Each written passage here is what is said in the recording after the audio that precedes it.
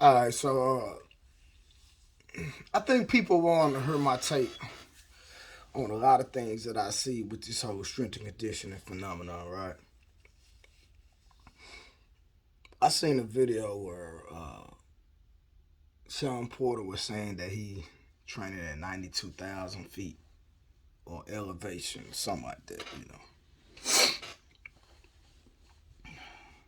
He's always in phenomenal shape, but I don't think him training at an elevation of 92,000 feet is going to help him win the fight. Like, you got to think about it. If I'm going to fight, I want to focus on my weaknesses. And we already know Shawn Porter's weakness is his power. So in my opinion, why wouldn't you be focusing on your power? You're always in great shape. You being in shape is not going to be the determining factor for you to beat Terence Crawford. I know a lot of people might be like, what did he just say? Shawn Porter is always in shape. You do not have to reinvent the wheel. I rather focus on my weaknesses than my strengths. So if you training at 92,000 feet or at an elevation is going to get you in shape, you're always in shape. It makes no sense to me. The determining factor would be you going to Terence Crawford's body, trying to break him down, not boxing him, but brawling him. You brawler, boxer, boxer, brawler. Now, y'all know I usually don't do these videos, but I think I heard a lot of people say, Blu-ray, you make so much sense and you're so practical, and I love your advice. So in my opinion, you should be focusing on your weaknesses, and your weakness is strength. And when I say strength, I mean in the terms of punching power, okay? Of course, he's a naturally strong individual. We're not going to take that from the man. But I'm talking about focusing on his punching power, right? Now, Terence Crawford, y'all, I think this is a 50-50 fight. Me personally, I don't think Crawford is going to stop Porter, but if he does, hey, kudos. Kudos. But I think this is going to be a phenomenal fight. I'm really looking forward to this fight because I'm a fan at the end of the day.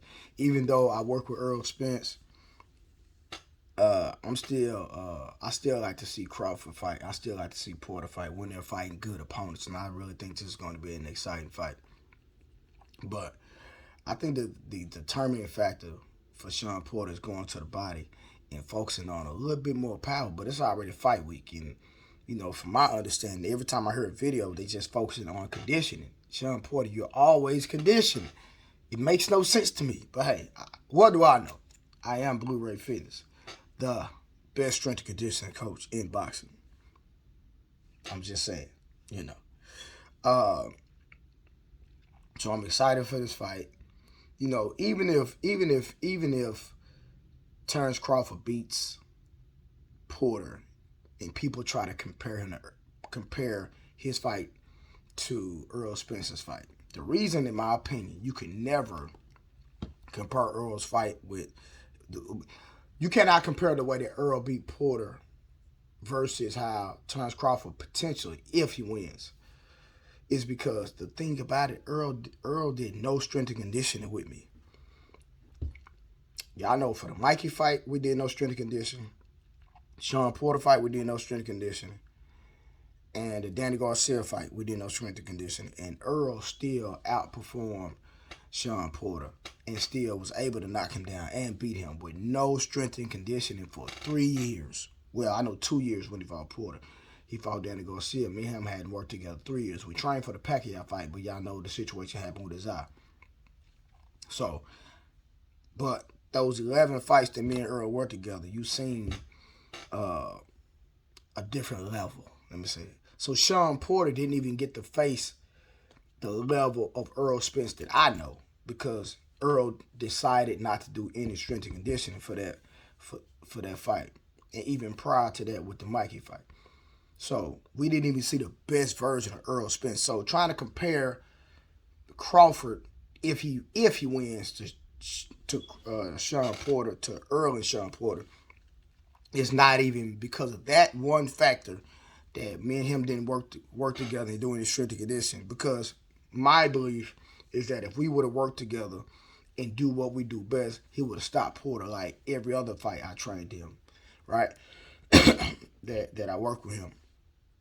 So I know it's going to be a lot of comparison going on, but it's not going to be fair because we know Crawford has been training. He has been doing strength and conditioning. Crawford cannot do no strength and conditioning, fight Porter and win. It's not going to happen. It's not possible. He's not Earl Spence. But for whatever reason, Earl Spence decided not to do any strength and conditioning and still had a phenomenal fight. Still showed you Earl Spence still had great punching power. He's a beast. He's great. He's great at what he does. You know, he's great at what he does. So with that being said, I know I'm going to hear this, but I will make sure I do a rebuttal video to remind people, if Crawford beats Porter, that remember, Earl did no strength and conditioning. Like, people try to compare the whole Crawford beating Kell Brook. Well, when Earl beat Kell Brook, they wanted to make an excuse and say, well, it was his eye. He was fighting damaged goods. Well, do you notice that when Crawford beat Kell Brook, oh, he knocked him out. Oh, he beat him. Nobody said he was damaged goods. Nobody. Nobody said, well, Triple G messed up an eye. Earl Spence messed up another eye. Nobody brought that up. But when Earl beat him, he was damaged goods. Y'all see how biased people are? Y'all real funny. But think about this. When Earl fought Kell Brook, he was in the best of the game. He was being avoided by everybody. He was number one. When Crawford fought Kell Brook, it was during quarantine. He didn't have his coach. Earl fought in opposition overseas. He went across the pond. Had to go away from his regular regimen in preparation for fight because he had to be over there for 2 weeks, trying to get acclimated to the time, etc. Terence Crawford didn't have to do that. So Kell Brook had been inactive. He hadn't really fought no real competition. He had been through some things. Then he had to come over here, fight during quarantine. Not only that, then he didn't have his head coach there with him to coach him. You can't even compare the two. So comparing Crawford beating Kell Brook to Earl Spence beating Crawford, it's night and day. It's night and day. Okay? Period. All right, so that's my take. I would do a rebuttal video based on what I see after this, during and after the fight. All right, so make sure y'all like, share, and subscribe to the Blu-ray Show.